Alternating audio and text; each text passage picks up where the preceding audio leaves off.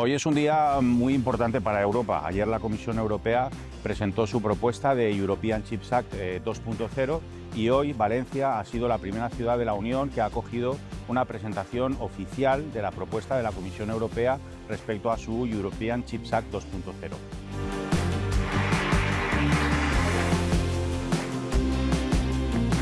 Esto ha sido un hito único. Además, teníamos a representantes del Industrial Advisory Group que asignó la Comisión Europea para darles inputs para ese borrador.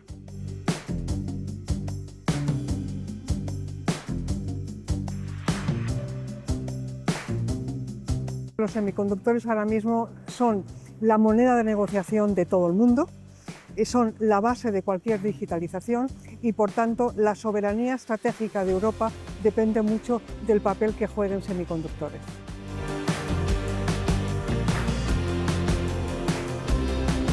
Valencia hace referencia como ese espacio, como esa ciudad que ha apostado claramente por la industria de los semiconductores, que concentra básicamente el 60% de los profesionales en el ámbito de Valencia y el área metropolitana de toda España. I can feel the excitement, I can feel the buzz. Valencia wants to make its mark in European microelectronics.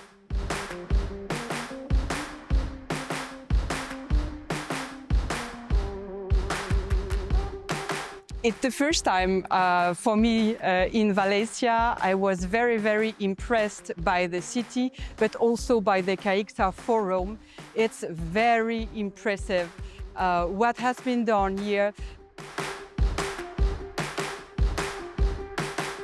Los paneles han adquirido una proyección y un nivel internacional verdaderamente admirable y Valencia Silicon Cluster ha demostrado con esta tercera edición su capacidad de colaboración internacional con la industria, con las instituciones, con las universidades, con los centros de competencias. Estamos preparados para un campus internacional, para un campus de semiconductores en Valencia.